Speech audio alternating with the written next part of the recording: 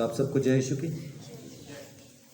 परमेश्वर के अनुग्रह के लिए मैं धन्यवाद करता हूँ, उसकी रहमतों के लिए, उसकी बरकतों आशीषों के लिए। आज एक बार फिर से परमेश्वर की जो बुलाहट है, परमेश्वर जो चाहता है हमसे, आज एक बार फिर से हम उसी बारे में बात करेंगे। मरती हुई आत्माओं को बचाना। पूरा हफ्ता मैं सोचता रहा मुझे क्या कहना है, मुझे कुछ नहीं मिला। आज सुबह अचानक से एक बात मन में आई, तो मैंने रीना को बोला कि ये वचन आप पढ़ें, तो उन्होंने पढ़ा, तो वो काफ़ी था समझने के लिए कि क्या बोलना चाहिए। आप मेरे साथ निकालें याकूब 5 अध्याय,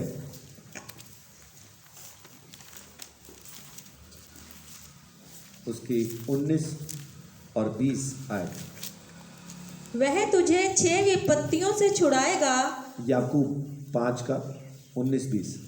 हे मेरे भाइयों, यदि तुम में कोई सत्य के मार्ग से भटक जाए और कोई उसको फेर लाए, तो वह यह जान ले कि जो कोई किसी भटके हुए पापी को फेर लाएगा, वह एक प्राण को मृत्यु से बचाएगा और अनेक पापों पर पर्दा डालेगा। आमीन। ये वचन एक बहुत अच्छा वचन है। परमेश्वर के अनुग्रह से इसको समझने की ज़रूरत पड़ेगी, क्योंकि ये तब तक आप नहीं समझ सकते जब तक आप लोगों से प्रेम नहीं करते हैं। अगर आप लोगों से प्रेम करते हैं तभी आपको ये चीज़ समझ में आएगी। और अगर आप आज भी उनके गुनाहों को ही देख रहे हैं तो फिर ये आयतें समझना मुश्किल होगा। लिखा है, हे मेरे भाइयों, यदि तुम में से कोई सत्य के मार्ग से भटक जाए तो उसको और कोई उसे फेर लाए। कोई भटक जाए और कोई उसे फेर लाए। यहाँ 2 जन की बात हो रही है, एक जो भटक गया है और एक वो जो उसको वापस लाएगा।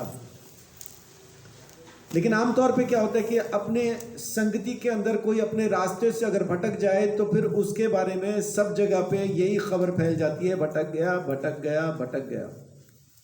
वापस लाने वाला कोई नहीं होता। उसको वापस परमेश्वर के पास कौन लाएगा ये कोई नहीं सोचता। कैसे उसको वापस परमेश्वर के पास पहुंचाया जाए, कैसे उसको परमेश्वर के पास लाया जाए, ये नहीं सोचता कोई। सब मिलके ये मंडली बैठ के ये वार्ता तो जरूर करती है कि इनको किस तरह से अब संगति से भी निकाल दिया जाए, क्योंकि ये भटक गए हैं, क्योंकि इन्होंने अपनी जिंदगी को एक ऐसे रास्ते पे ले जाने का फैसला किया जो परमेश्वर के वचन के मुताबिक नहीं। ये अपनी इच्छा पे चलना चाहते हैं, अपनी जिंदगी को अपनी शर्तों पे जीना चाहते हैं। परमेश्वर की मर्जी पूरा करने की कोई ख्वाहिश नहीं है। लेकिन उसको वापस लाएगा कौन? परमेश्वर चाहता है कि ऐसा कोई एक जन हमारे बीच में हो जो उन भटकती हुई, मरती हुई आत्माओं को परमेश्वर के पास वापस लाए। ऐसा करने से क्या करेगा वो?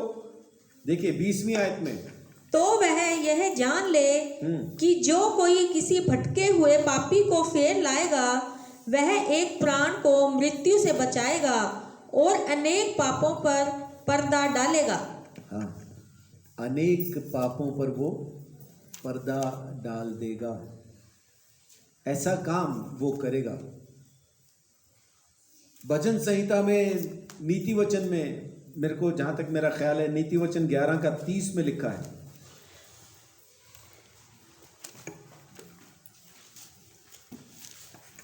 धर्मी का प्रतिफल जीवन का वृक्ष होता है और बुद्धिमान मनुष्य लोगों के मन को मोह लेता है।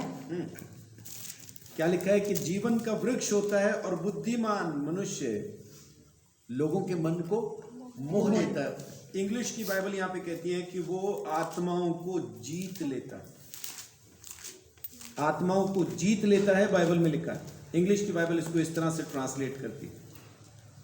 लेकिन बहुत सारे लोग जो हैं वो आत्माओं को तो नहीं जीतते, बल्कि उल्टा और धक्का देके और उनको नाश की तरफ उनको भेज देते हैं। अभी परमेश्वर के वचन में क्या लिखा है कि किस तरह से हमें शुरू करना चाहिए मरती हुई आत्माओं को बचाने का सिलसिला। हम में कोई ऐसा है जो मरती हुई आत्माओं को बचाना चाहता है?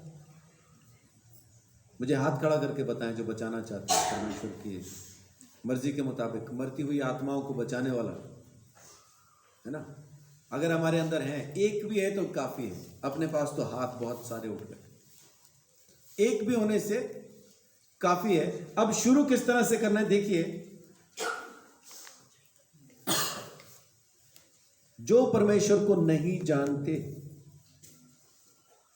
जो नाउम्मीद हैं, जिनके पास कोई उम्मीद नहीं, कोई सहारा बाकी नहीं, जिंदगी में कुछ उनका बचा नहीं है, कोई क्या करेगा क्या नहीं करेगा उनको कुछ नहीं पता, वो बस चुपचाप मौत का इंतजार कर रहे हैं।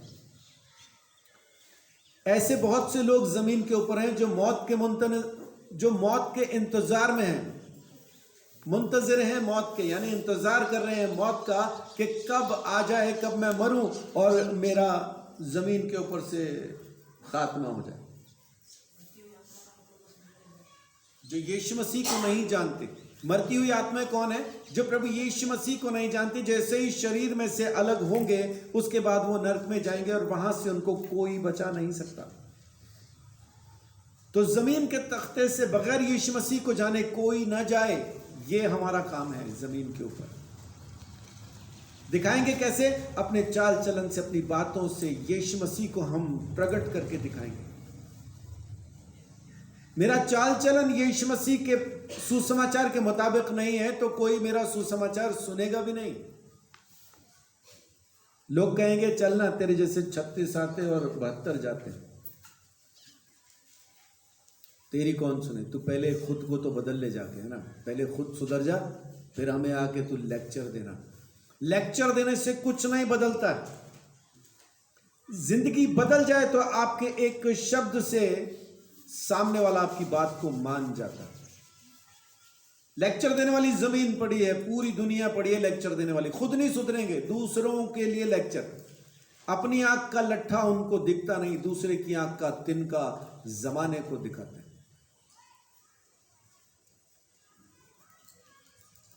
ना उम्मीद लोगों को परमेश्वर के पास लेके आना हमारा काम है। मरकुस 4 अध्याय, मरकुस 2 अध्याय, माफ कीजिए, मरकुस 2 का 3।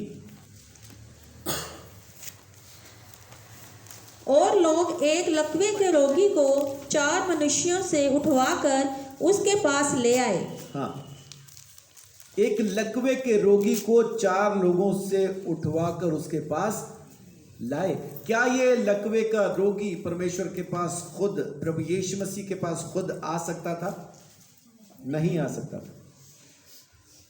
4 लोगों के मन में यह बात आई कि इसको प्रभु यीशु मसीह के पास पहुंचा देंगे तो यह अच्छा हो जाएगा। आज हमारा फर्ज वही है कि हम लोगों को प्रभु यीशु मसीह के पास कैसे लेके आए। वो तो लकवे का रोगी है और ये लकवा कुछ भी हो सकता है, बीमारी भी हो सकती है, कोई एक आदत भी हो सकती है, उसके खुद का कोई चरित्र भी हो सकता है, कुछ भी हो सकता है। ये लकवा सिर्फ शरीर में नहीं, सोच में भी हो सकता है। वो प्रभु के पास आना नहीं चाहता या आ नहीं सकता, क्योंकि वो आए तो उसके बीच में लकवा उसको रोकता है। वो अपने लकवे की वजह से बेबस है यीशु मसीह के पास ना आने के लिए। वो नहीं पहुंचता, यीशु मसीह के पास नहीं पहुंच पाता, क्योंकि उसका लकवा उसको यीशु के पास आने से रोकता है। उस टाइम पे कुछ ऐसे लोग उसके आसपास होने चाहिए जो उसको उस लकवे की हालत में भी यीशु मसीह के पास पहुंचाए।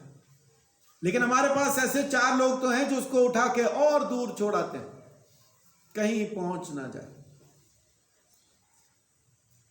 लेकिन यीशु मसीह के पास नहीं लेके आते। किसी ने गलती की, किसी ने बुराई की, किसी की जिंदगी में कोई ऐसी चीज आ गई जिसको हम अच्छा नहीं समझते, तो लोग उसको उठा के यीशु मसीह के पास नहीं लाते,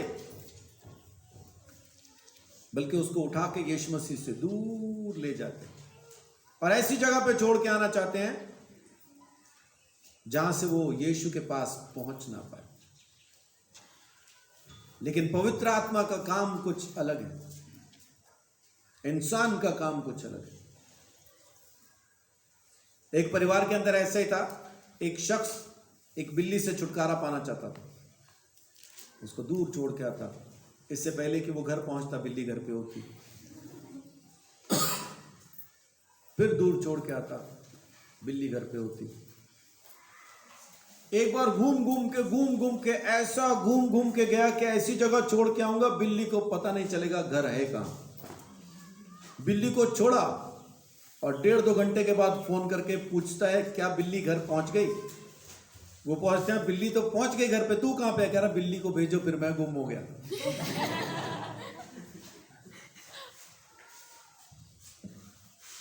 कभी कभी हमारे साथ भी यही होता है, हम किसी शख्स को यीशु मसीह से बहुत दूर छोड़ के आना चाहते हैं, लेकिन जब हम यीशु के पास पहुंचते हैं तो देखते हैं वो ऑलरेडी पहले से यीशु के पास है।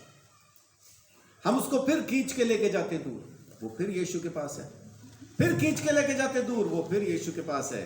और एक दिन फिर फोन करके कहते हैं आजा मुझे बचा ले, क्योंकि अब मैं खुद यीशु से दूर हूं, मुझे खुद यीशु के पास वापस आने का रास्ता नहीं मिल रहा, तू मेरी मदद करेगा तो मैं पहुंच पाऊंगा। ये 4 लोग कौन हैं? ये 4 लोग वो हैं जिनको ये पता है कि ये सच में लकवे का मरीज है। लकवे का मरीज सिर्फ शरीर में नहीं, जरूरी नहीं कि शरीर का ही बीमार लकवे का बीमार हो, वो सोच का लकवा भी होता है ना। कोई ऐसी आदत जिसको मैं छोड़ नहीं पा रहा हूं, ये लकवा ही तो है सोच का, और क्या है। ये लकवा मुझे परमेश्वर के पास, उसके मंदिर में, उसके परम पवित्र स्थान में पहुंचने से रोकता है। तब मुझे जरूरत पड़ती है 4 लोगों की जो मुझे वहां पे पहुंचाएं। ये वचन मैंने कोई बहुत सोच के आप लोगों के साथ शेयर नहीं कर रहा हूं। इस बात की गवाह रीना है। आज सुबह ही मुझे ये वचन पढ़ के उन्होंने बताया था। अब तक मुझे नहीं पता था मुझे क्या प्रचार करना है, सुबह तक नहीं समझ में आया था मुझे क्या प्रचार करना है। इस बात की गवाह रीना है। ये अच्छा है कि रीना ने वो वचन पढ़ के मुझे बताया। अगर मैंने खुद ही पढ़ लिया होता उठ के तो शायद कोई ये ना मानता कि मैंने ये वचन तैयार करके नहीं रखा है। ये सुबह सुबह मुझे मिला, वही मैं आपके साथ शेयर कर रहा हूं। तो इस चीज को ऐसा ही सुने कि परमेश्वर का आत्मा आपके साथ क्या बात करना चाहता है। ये मेरी तरफ से नहीं है, बिल्कुल भी नहीं है। इस बात की गवाह रीना है। प्रभु का धन्यवाद। यीशु मसीह के पास पहुंचाने के लिए हम क्या कर सकते हैं? जब तक हम ये ना समझें कि यह बंदा सच में बीमार है, उसकी बुरी आदत को हम बीमारी ना समझें, उसकी गलत संगति को हम बीमारी ना समझें, उसकी चीजों को जब तक हम बीमारी ना समझें, हम उसका इलाज नहीं ढूंढेंगे। कोई बीमार है तो हम उसके लिए इलाज ढूंढते हैं। अच्छा आपको ये हो गया, पथरी हो गई, क्या हो गया, इलाज। जैसे कल मधुबन को बीपी हाई था, लेकिन डॉक्टर मना कर रहे इलाज नहीं है। जो सारी दुनिया को बीपी की दवाई देते हैं वही बोल रहे हैं हमारे पास दवाई नहीं है, कहीं और से ले लो। क्यों कहीं और से क्यों ले लो? मैंने दवाई दी, उनको कुछ हो गया तो सब मेरे को कहेंगे इसी ने इनको नुकसान पहुंचाया। जब तक हम ये ना समझें कि सामने वाला कौन सी बीमारी से ग्रस्त है, उसको क्या बीमारी लगी है। किसी को लालच की बीमारी होती है, किसी को झूठ की बीमारी होती है, किसी को चुगली की बीमारी होती है, किसी को व्यभिचार की बीमारी होती है, किसी को नशे की बीमारी होती है। अलग अलग लकवे लोगों को लगे हैं। उनको परमेश्वर से दूर करने की जगह पे उठा के कोई 4 जन यीशु के पास तो लाओ, वो उसकी आत्मा को बचा सकते हैं। जो बेबस हैं, लाचार हैं, नाउम्मीद हो गए हैं, उनको कौन यीशु के पास लाएगा? कौन यीशु मसीह के पास उनको लेके आएगा? परमेश्वर का आत्मा आज भी देख रहा है। वो देखना चाहता है कि कौन है वो जो लोगों को मेरे पास लेके आता है। कौन है जिसके अंदर ये भूख है, ये प्यास है, ये जलन है, ये जुनून है कि मैं लोगों को प्रभु यीशु मसीह के पास लेके जाऊं। कौन है वो? एक भी होगा तो चलेगा, एक भी होगा तो चलेगा। उस लकवे के मरीज के जाने कितने दोस्त, कितने रिश्तेदार, कितने उसके भाई बंद होंगे जो कोई उसको यीशु के पास नहीं लाया, लेकिन किसी के मन में आया, उसने 4 लोगों से उसको उठवाया और यीशु मसीह के पास ले आया। उसके बाद उस लकवे के मरीज को किसी की जरूरत नहीं पड़ी, क्योंकि मुलाकात यीशु मसीह से हो गई। आप किसी के लिए कुछ नहीं कर पा रहे हैं तो दिक्कत नहीं, कम से कम इतना कीजिए कि उसकी मुलाकात यीशु मसीह से करवा दीजिए। जब तक आपकी खुद की मुलाकात यीशु से नहीं होगी, दूसरों की नहीं करवा पाएंगे। आपके पास रोटी है तो दूसरों को दे सकते हैं, पानी है तो दूसरों को दे सकते हैं, यीशु है तो उसको दूसरों से मिलवा सकते हैं। खुद आप नहीं मिले तो दूसरों से क्या मिलवाएंगे? आप खुद अभी तक व्यभिचार को मिले हैं तो दूसरों को किससे मिलवा देंगे? इसलिए यीशु मसीह के पास लोगों को लाने के लिए यीशु का पता आपके पास होना चाहिए, यीशु से मुलाकात आपकी होनी चाहिए, ताकि आपको पता हो इस वक्त यीशु कहाँ है। जब तक आपको यही नहीं पता इस वक्त यीशु कहाँ और क्या काम कर रहा है, तब तक आप कुछ भी नहीं कर सकते। यीशु मसीह के बगैर हम कुछ भी नहीं कर सकते। यीशु ने खुद कहा, मेरे बिना तुम कुछ भी नहीं हो, कुछ भी नहीं कर सकते। तो जहां यीशु काम कर रहा है वहां काम कीजिए। कल मुझे एक गवाही सुनने को मिली पास्टर पॉल योंगिचो के बारे में, बड़ी अजीब लगी मुझे ये गवाही। वो आज हमारे साथ जमीन के तख्ते पे नहीं है, प्रभु के अनुग्रह के अंदर वो सो गए हैं। कोरिया के एक पास्टर, जिन जमीन के ऊपर सबसे बड़ी पहली कलीसिया उन्हीं के पास थी, प्रभु ने उन्हीं को दी। वो दुआ किया करते थे और परमेश्वर के आत्मा ने उसको कहा, जंगल में जाके प्रचार कर। ये भाई संडे को नहाए धोए तैयार हुए, बाइबल उठाई, जंगल में जाके पेड़ों में प्रचार कर रहे हैं, यीशु मसीह मुक्ति जाता है। कोई है नहीं उधर, चिड़िया बोल रही है ना, जानवर भाग रहे, माने खतरनाक वाले नहीं, लेकिन वो कैसा जंगल होगा कि बस जंगल में जा, वहां पे कर प्रचार। तो वहां प्रचार कर रहे हैं, 1 संडे, 2 संडे, 3 संडे, 4 संडे, जाने कितने संडे। अब इन्होंने प्रभु से पूछना शुरू किया, प्रभु कब तक पेड़ों को सुनाऊं? कोई आदमी तो हो सुनने को, लेकिन आत्मा वही बोल रहा है, जंगल में जा, वहीं सुना। वहां पे कुछ मजदूर, कुछ किसान लोग खेतों में काम किया करते थे, इसको देखते थे, इसके पागलपन को कि ये कौन मेंटल आदमी है। तो कोई होगा मेरे जैसा वेला बैठा होगा, चलो इसका पागलपन देखें आज।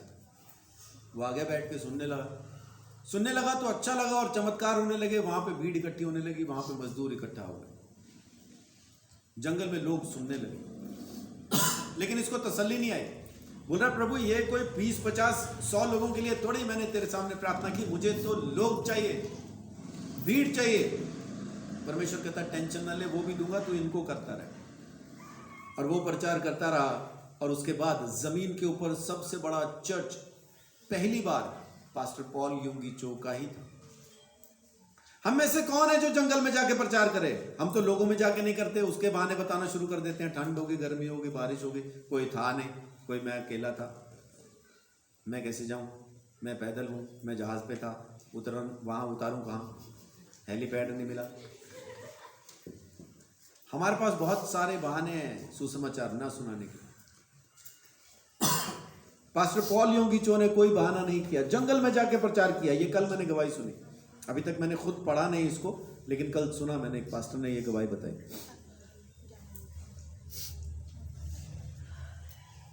सबसे पहली चीज, ना उम्मीद लोगों को परमेश्वर के पास लेकर आओ। जो यीशु मसीह के सुसमाचार बनना चाहते हैं, जो प्रचारक बनना चाहते हैं, पहली चीज ना उम्मीद लोगों को परमेश्वर के पास लेके आओ। और दूसरा, आपके घर के जो लोग हैं सबसे पहले उनको सुसमाचार सुनाओ। यूहन्ना रचित सुसमाचार 1 अध्याय उसकी 41 और 42 आयत।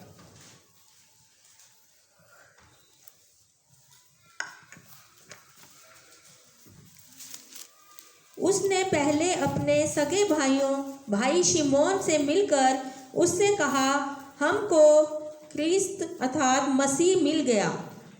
वह उसे यीशु के पास लाया। यीशु ने उस पर दृष्टि करके कहा, तू यूहन्ना का पुत्र शिमोन है, तू कैफा अर्थात पतरस कहलाएगा। सबसे पहला चेला कौन था प्रभु यीशु मसीह का?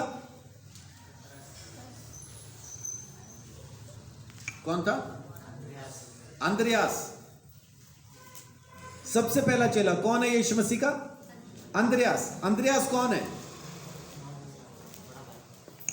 पतरस का भाई,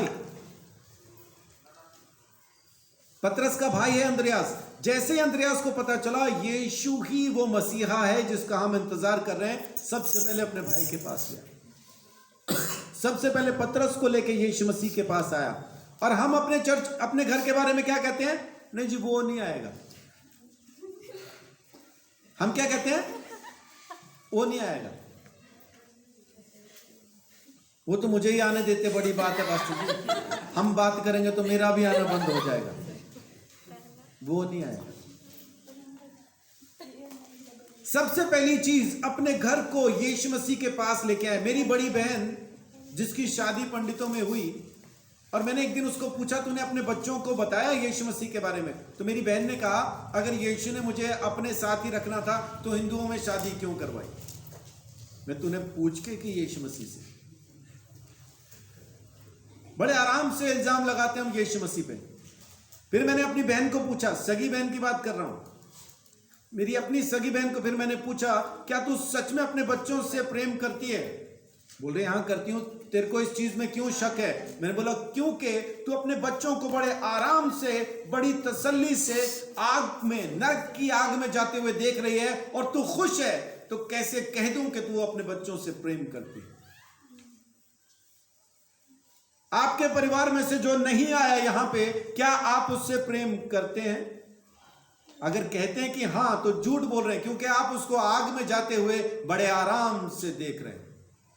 एक दिन वो आग की झील में होगा और आपसे सवाल पूछेगा, तू तो मेरे साथ मेरे घर में ही रहता था, मेरे घर में ही रहती थी, तूने मुझे क्यों नहीं बताया कि ये अंजाम होने वाला है? तुझे तो पता चल गया था, मैं तो नालायक था, तूने मुझे क्यों नहीं बताया?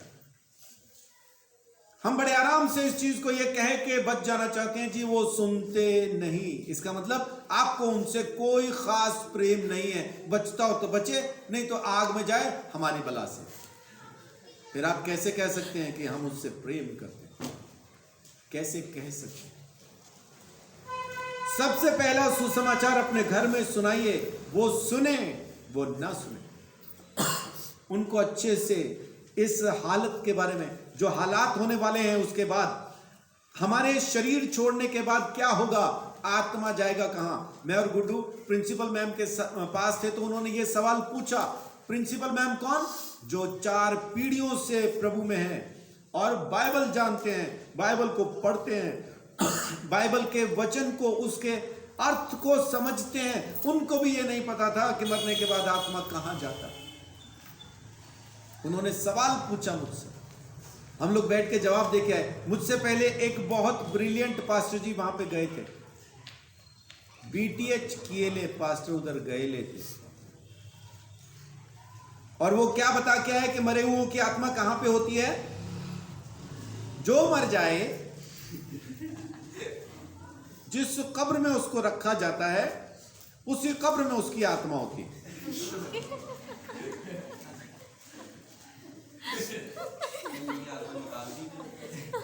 हाँ जी, निकाल दी है। अब जिन्होंने जलाए हैं उनका क्या फिर?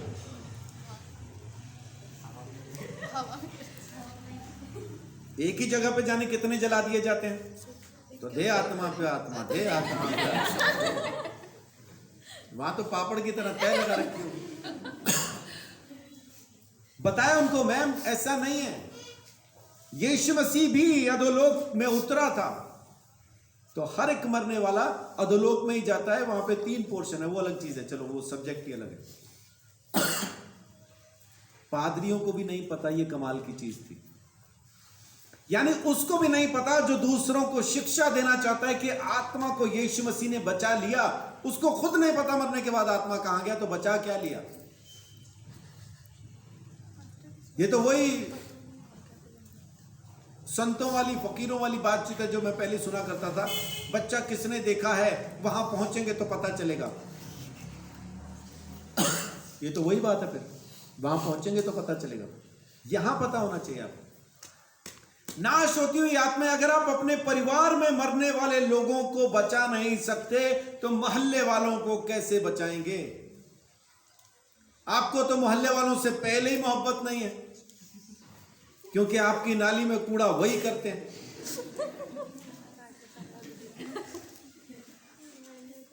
वही तो हैं जो आपकी चुगलियां दूसरों के पास करते हैं। आप तो पहले मोहल्ले वालों को चाहते हैं कि ये सीधा चुल्ले में जाए, तो जब घर वालों को नहीं बचा पाएंगे तो मोहल्ले वालों को कैसे बचा पाएंगे? नाश हो रहे हैं, वो मर रहे हैं, आग में जाएंगे, परमेश्वर हिसाब पूछेगा, इसको समझ लीजिए। तो सबसे पहले आप अपने घर वालों को बचाएं। कैसे बचाएंगे मैं नहीं जानता, अपनी मोहब्बत दिखाएं।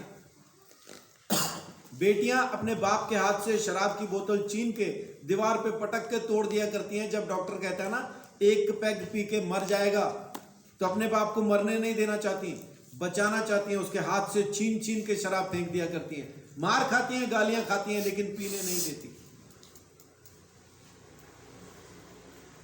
एक परिवार को मैं जानता हूं, उनकी बड़ी बेटी पागल हो गई। बाप जब उसको दवाई खिलाता था वो चप्पलों से मारती थी, लेकिन तब भी बाप उसको दवाई खिला के ही वापस आता। इसको कहते हैं प्रेम। आपको कोई चप्पलों से मारे, आप दोबारा जाके उसको प्रेम का समाचार सुनाएंगे क्या? क्यों नहीं सुनाएंगे? क्योंकि प्रेम नहीं है। जब तक आपके अंदर वो जज्बा नहीं आ जाएगा, वो जुनून नहीं आ जाएगा कि मुझे इन आत्माओं को बचाना है, ये नर्क में जा रही हैं, नाश हो रही हैं, मुझे बचाना है, जब तक ये नहीं आ जाएगा बचाएंगे नहीं। आप तो अपने परिवार को नहीं बचा रहे। वो नहीं आएगा जी, वो नहीं सुनता जी, मैंने कहा था, वो नहीं मानते जी, कोई नहीं, वो जो कर रहे कर ले दो। वो जो कर रहे दो नहीं है, वो नर्क में जा रहे हैं, आग में जाके नाश होंगे। बचाओ उनको। अंद्रयास ने सबसे पहले अपने भाई को बताया, आजा, मेरे को मिल गया मसीहा, तुझे भी मिलवाऊं। यीशु मसीह ने उसको देखते ही पहचान लिया, तू तो यूहन्ना, तू तो शमौन है, मैं तुझे कैफा पतरस बनाऊंगा, मैं तुझे पत्थर बनाऊंगा, तुझ पर मैं अपनी कलीसिया की स्थापना करूंगा। यीशु मसीह ने पहले से चुन लिया। और दूसरा सुसमाचार सुनाए आप अपने दोस्तों को। इसी अध्याय में 45 आयत पढ़िए। फिलिप्पुस नतनेल से मिला और उससे कहा, जिसका वर्णन मूसा ने व्यवस्था में और भविष्यवक्ताओं ने किया है, वह हमको मिल गया। वह यूसुफ का पुत्र यीशु नासरी है। आमीन। अपने दोस्त को मिला और दोस्त को मिलके क्या कहता है? जिसका जिक्र मूसा ने किया है वो मसीहा मिल गया है। कमाल की चीज है कि मूसा की किताब में भी यीशु मसीह का जिक्र है। हमें मिला कभी? पढ़िए, मिलेगा। मैंने यही सोच के इस बार बाइबल पढ़ना शुरू किया कि मैं इस बार यीशु मसीह को देखूंगा। वो उत्पत्ति पहले अध्याय से दिखने लगा मुझे, उत्पत्ति पहले अध्याय से दिखने लगा।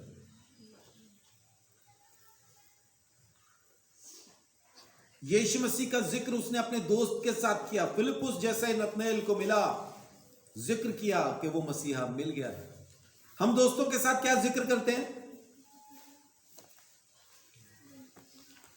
क्या सच में यीशु मसीह का जिक्र कर रहे हैं,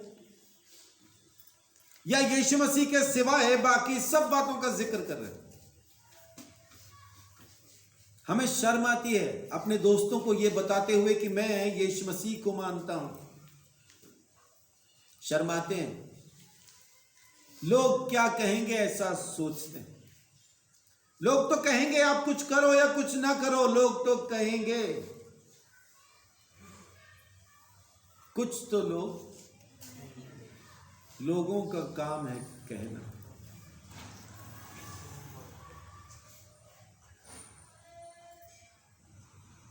छोड़ो बेकार की बातों को, कहीं नाश ना हो जाए ये बहना।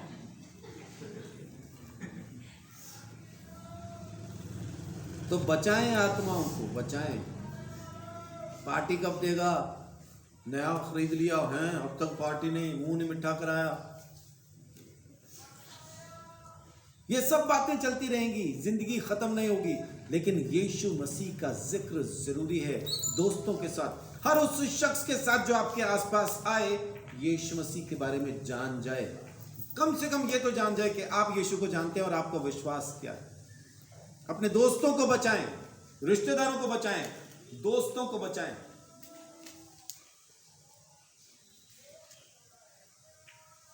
और दूसरों की मदद करें कि वो भी जाके दूसरों को बचाएं, दूसरों को भी बचाएं, ऐसा भेजें, कुछ लोगों को और तैयार करें कि वो भी जाके लोगों को यीशु मसीह के बारे में बता सकें।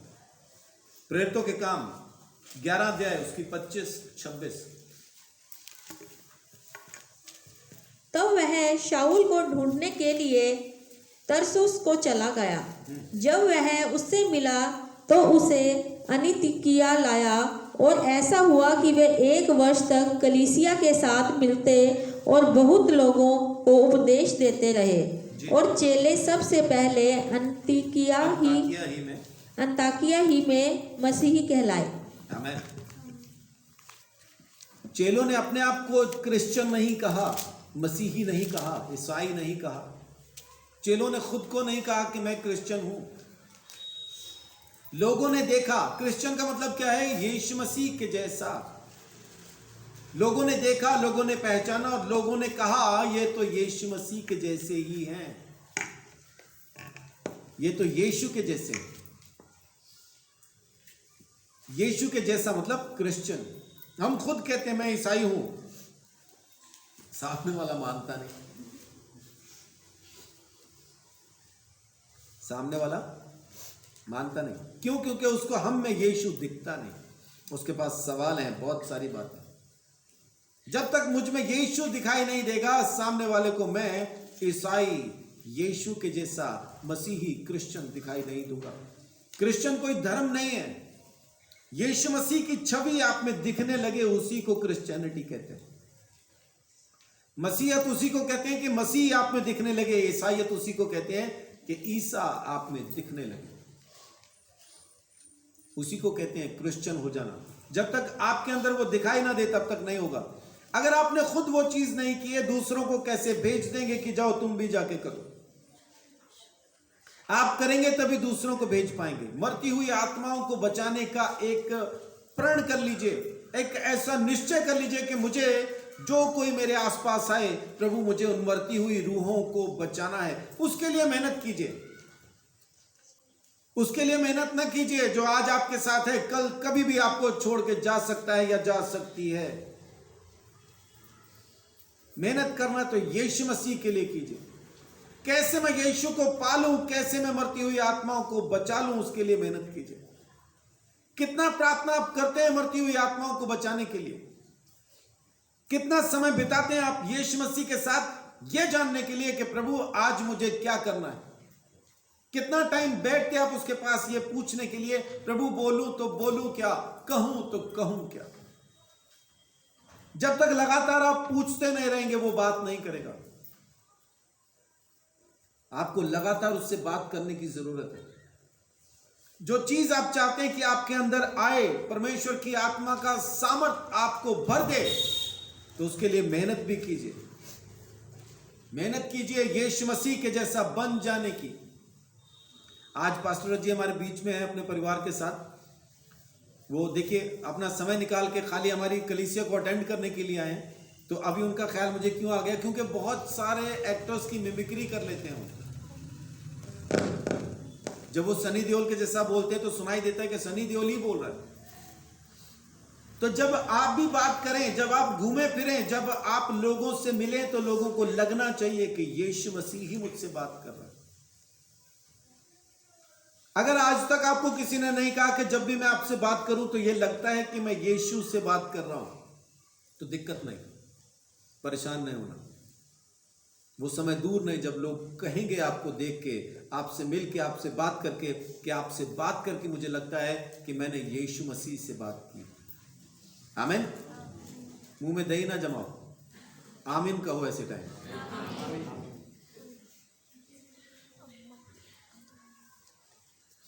वो समय दूर नहीं, लेकिन आपको इसके लिए मेहनत करनी पड़ेगी। यीशु मसीह के जैसा दिखने के लिए जरूरी है कि आपको वैसा बनना है। शुरू तो एक्टिंग से होगा। यीशु मसीह की एक्टिंग आप जब शुरू करेंगे तो धीरे धीरे फिर आपका चाल चलन, उठना बैठना सब यीशु मसीह के जैसा हो जाएगा। राजीव भाई ने पहले दिन बोलना शुरू किया तो आवाजें नहीं निकलने लगी होंगी। प्रैक्टिस किया होगा, सुन सुन के बोला होगा, तब कहीं जाके आवाज आई होगी। ऐसा ही आप भी पहले दिन से यीशु मसीह के जैसा दिखने लगेंगे, कहीं नहीं लिखा है। बाइबल कहती है अंश अंश करके आप बदलते जाओगे, छोटा छोटा करके बदलते जाओगे। तो आप यीशु मसीह की नकल करना शुरू कीजिए, यीशु मसीह के पीछे चलना शुरू कीजिए। जैसा यीशु चलता था वैसा चलो, जैसा यीशु बात करता था वैसा बात करो, जैसा वो किसी भी सिचुएशन में क्या किया करता था वैसा करो। जिन चीजों से यीशु भागा आप भी भागो, जिन चीजों को यीशु ने किया आप भी करो, जिसके लिए उसने हाँ किया आप भी हाँ करो, जिसके लिए उसने ना किया आप भी ना करो। तब आप यीशु मसीह के जैसे बनेंगे। प्रार्थना करते रहो और आपके चाल चलन में कुछ ना बदले तो मैं आपको कहता हूं आपकी प्रार्थना बेकार है। प्रार्थना छोड़ दो, वहम से निकल आओ कि प्रार्थना से कुछ बदल जाएगा। जब तक आप खुद को बदलेंगे नहीं तब तक हालात बदलेंगे नहीं। यीशु मसीह के जैसा बनेंगे तब यीशु की तरह से आप काम कर पाएंगे। जब तक आप यीशु के जैसा नहीं बनते हैं तो काम भी फिर यीशु के जैसे नहीं होंगे। क्या शैतान के दूत नकल नहीं करते परमेश्वर के दूतों की? एक बार पढ़ के देखिए, 2 कुरिन्थियों 11 अध्याय उसकी 14 आयत।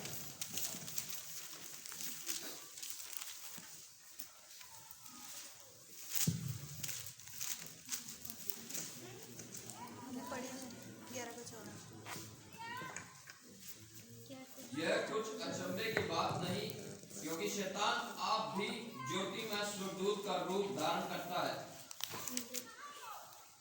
शैतान खुद कैसा रूप धारण कर लेता है? ज्योतिर्मय स्वर्गदूत के जैसा। आगे पढ़िए पास्टर जी। इसलिए यदि उसके सेवक भी धर्म के सेवकों का सा रूप धरे तो कोई बड़ी बात नहीं, हाँ, परंतु उसका अंत उसके कामों के अनुसार होगा। जी हाँ। अभी क्या है कि अगर उसके दूत भी धर्म के दूतों की, धर्म के सेवकों की जैसी नकल करने की कोशिश करें तो कोई बड़ी बात नहीं है, लेकिन उनका अंत उनके कामों के मुताबिक ही होगा। तो आज मैं आपको क्या कह रहा हूं कि अगर शैतान उसके दूत स्वर्गदूतों और धर्म के सेवकों की नकल करते हैं तो आज से आप यीशु मसीह की नकल शुरू क्यों नहीं करते?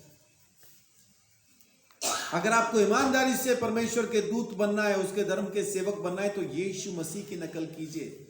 शैतान के दूतों की तरह धर्म के सेवकों का नाटक मत कीजिए,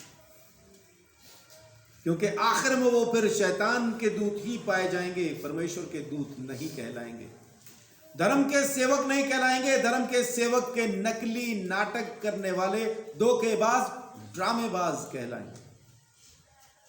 उनका अंत फिर उनके कामों के हिसाब से ही होगा, क्योंकि ड्रामा तो ड्रामा ही होता। तो नकल करनी है तो यीशु मसीह की कीजिए। स्वर्गदूत बन के नकली वो धर्म के गुरु बन के किसी को मत दिखाएं। इन्हीं को झूठे शिक्षक कहता है परमेश्वर, क्योंकि उनकी शिक्षा झूठी, उनके काम झूठे, उनकी हर बात गलत और झूठी। परमेश्वर की महिमा करनी, उसकी आराधना करनी तो वैसा कीजिए जैसा परमेश्वर चाहता है कि आप करें। फिर बाकायदा वैसी नकल कीजिए और परमेश्वर आपको रूहें जीतने वाला एक शख्स बना देगा। वचन संहिता 32:1 में लिखा है, क्या ही धन्य है वह जिसका अपराध क्षमा किया गया और जिसका पाप ढांपा गया है, जिसके पाप को ढक दिया गया है। क्या ही धन्य है वो मनुष्य। ये प्रेम की वजह से ढांपा जाता है। पाप जो ढके जाते हैं ना प्रेम की वजह से, प्रेम नहीं तो फिर पाप भी ढके नहीं जाते, फिर पाप बताए जाते हैं, दुनिया के सामने उजागर किए जाते हैं, क्योंकि प्रेम नहीं है।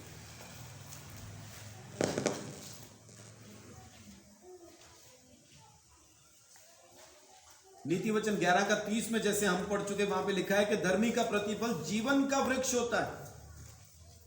धर्मी का प्रतिफल जीवन का वृक्ष है, तो आप वही हासिल कीजिए। परमेश्वर के साथ चलें और परमेश्वर आपको अनुग्रह में संभाल के रखेगा। दानियल नबी की किताब 12 अध्याय उसकी 3री आयत में लिखा है कि उनका वो चमकेंगे, वो रोशन सितारों के जैसा चमकेंगे। दानियल नबी की किताब 12 अध्याय उसकी 3री आयत, वो चमकेंगे, सितारों की समान रोशन हो जाएंगे और उनको जीवन का, उनको फिर एक इनाम भी दिया जाएगा, उनको मुकुट भी दिया जाएगा। जी दानियल 12:3। तब सिखाने वालों की चमक आकाश मंडल की सी होगी, और जो बहुतों को धर्मी बनाते हैं वे सर्वदा तारों के समान प्रकाशमान रहेंगे। सिखाने वाले चमक उठेंगे, क्योंकि झूठे शिक्षक नहीं होंगे, सत्य बोलते होंगे, सत्य की बातें लोगों को सिखाते होंगे। चमक उठेंगे वो तारों के समान। चांद के समान क्यों नहीं कहा होगा? चांद की अपनी रोशनी है। तो सूरज के समान क्यों नहीं कहा? हाँ जी, जी हाँ, क्योंकि सूरज भी एक तारा ही है, इसलिए तारों के समान चमकेंगे, जिनकी खुद की रोशनी परमेश्वर देगा। तो वो बनिए जो परमेश्वर आपको चाहता है कि आप बने। परमेश्वर आपसे बहुत सारी उम्मीदें लगाए बैठा है, ईमानदारी से बताऊं तो मुझसे, आपसे परमेश्वर को बहुत उम्मीदें हैं। जमीन पे नजर करके वो यही देख रहा है कि कब शुरू करेंगे, कब अपने कामों से निपट के कब इधर आते हैं। हम निपटते ही नहीं, एक छोड़ो दूसरा शुरू, दूसरा छोड़ो तीसरा शुरू, तीसरा छोड़ो चौथा शुरू, माने हम निकल ही नहीं रहे, निकल ही नहीं रहे।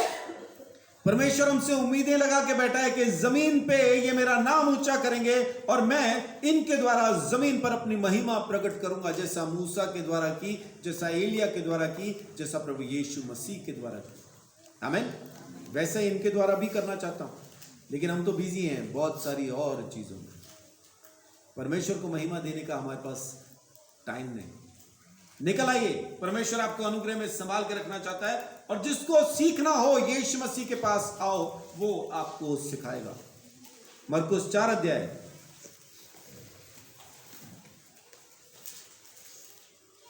उसकी 19 आयत। और संसार की चिंता और धन का धोखा और अन्य वस्तुओं का लोभ उनमें समाकर वचन को दबा देता है और वह निष्फल रह जाता है। क्यों निष्फल रह जाता है? क्योंकि उसका वचन संसार की बातों में दब गया है। परमेश्वर के वचन को सीख लिया उसने, परमेश्वर का वचन बोया गया, उग भी गया, लेकिन फल क्यों ना ला पाया? क्योंकि संसार की चिंताओं में दब गया है, संसार की बातों में वो वचन दब गया है। ये लोग वो नहीं है जिन्होंने वचन को सुना नहीं या माना नहीं, या यीशु को अपना प्रभु नहीं माना। ये वो लोग हैं जिन्होंने सुना भी, माना भी, यीशु को अपना प्रभु भी स्वीकार किया, चर्च भी आते हैं, बपतिस्मा भी लेते हैं, प्रार्थना भी करते हैं, बाइबल भी पढ़ते हैं, सब कुछ करते हैं, लेकिन तो भी संसार की बातों में ऐसा लगे हैं कि उन्होंने उसको फलवंत होने नहीं दिया, वचन को दबा दिया ताकि फलवंत ना हो सके। ये अपने मन को धोखा देने वाले लोग हैं। सोचते हैं कि वचन तो आ गया है, लेकिन वचन के आ जाने से कुछ नहीं होता है, उसको फलवंत होना भी जरूरी है, उसका बढ़ना भी जरूरी है। हम वो लोग हैं, परमेश्वर आज की तारीख में मरती हुई रूहों को बचा रहा है क्या? परमेश्वर बचा रहा है क्या मरती हुई रूहों को? आग में जाती आत्माओं को परमेश्वर बचा रहा है? नहीं बचा रहा, परमेश्वर नहीं बचा रहा। इंतजार कर रहे हैं कि हम कब बचाएंगे। हमारे इंतजार में है कि हम कब बचाएंगे उन आत्माओं को। देखिए यहूदा 23 पढ़िए।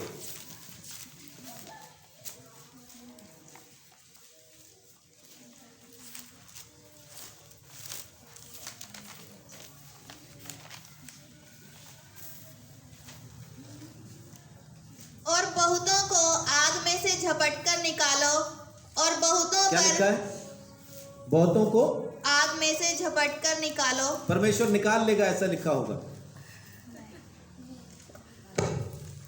दुआ करो कि निकल आए, ऐसा लिखा होगा। फिर जाने दो नरक में, फिर ऐसा लिखा होगा। क्या लिखा है? और बहुतों को आग में से झपट कर निकालो। आग में से झपट कर निकालो। निकालेगा कौन? मैं और आप। हम तो अपने में झपटा झपटी लगे हुए,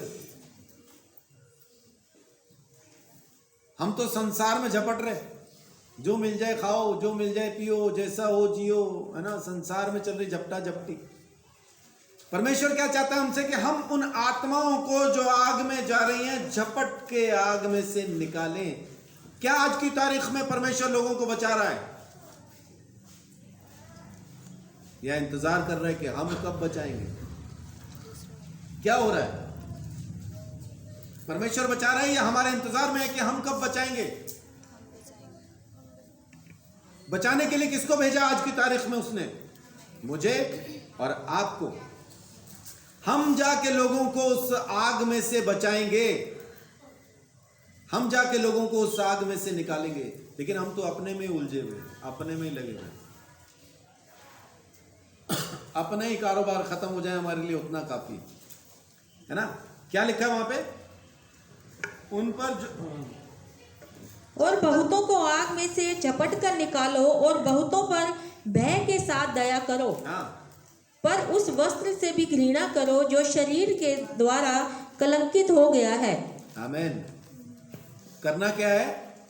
आग में से लोगों को झपट के निकालो और डर के साथ लोगों पे दयावंत रहो, क्योंकि हम भी कभी उसी पाप में थे जिसमें आज वो है। मुझे भी वहां से निकाला गया तो तुम उसको भी निकालो। डर के साथ दयावंत रहो, लेकिन उस कपड़े से भी नफरत करो जो पाप से कलंकित हुआ। हर एक उस चीज से नफरत करो जो पाप की है, शैतान की है। और खास तौर से ये जवानों के लिए बार बार मैं कहता हूं, है ना, तेरे बिना मर जाऊंगा, तेरे बिना तर जाऊंगा, तू ना मिली तो शाम को फिर अपने घर जाऊंगा। वैसा नहीं है, वैसा नहीं है। परमेश्वर को तलाशो, परमेश्वर में सब कुछ है। उस कपड़े से भी नफरत करो जो पाप से कलंकित हुआ हो। पाप से जितनी हो सके उतनी नफरत करना शुरू कीजिए और पापी से हो सके जितना उतनी मोहब्बत करना शुरू कीजिए। पाप और पापी के साथ बराबर नफरत नहीं करना। नफरत करो पाप से, उसको भी बचाओ, खुद भी ना करो। हमारे पाप की वजह से लोग परमेश्वर से दूर चले जाते हैं। अच्छा खासा शख्स चर्च में आना शुरू होता है, हम कुछ ऐसा उसकी जिंदगी में ले आते हैं या कर देते हैं, उसके बाद वो चर्च ही छोड़ देता है। ऐसे पाप से, ऐसी चीजों से बचें, नफरत करें। लोगों को प्रभु के पास लाएं, अपने पाप की वजह से उनको परमेश्वर से दूर न करें, ना ही उनको उनके पाप की वजह से छोड़ें। डर के, भय के अंदर रह के उन पे दयावंत हों और उनको आग में से बचाएं। सो परमेश्वर आज आपके साथ और मेरे साथ यही बात करना चाहता। पूरा हफ्ता मैंने सोचा क्या कहूं, मुझे नहीं समझ में आया। रात को रीना ने पूछा क्या आपने प्रचार तैयार कर लिया? मैंने बोला नहीं किया। बोल रही कर लो, मैं क्या करूं, मेरे को सब्जेक्ट ही नहीं मिल रहा है। ये रात की बात है, रीना है, पूछ सकते हैं आप उसको। सुबह अचानक से मैंने कहा ये वचन पढ़ो, उसने पढ़ा और अचानक से दोनों के मन में एकदम काम हुआ, यही वचन बोलना चाहिए।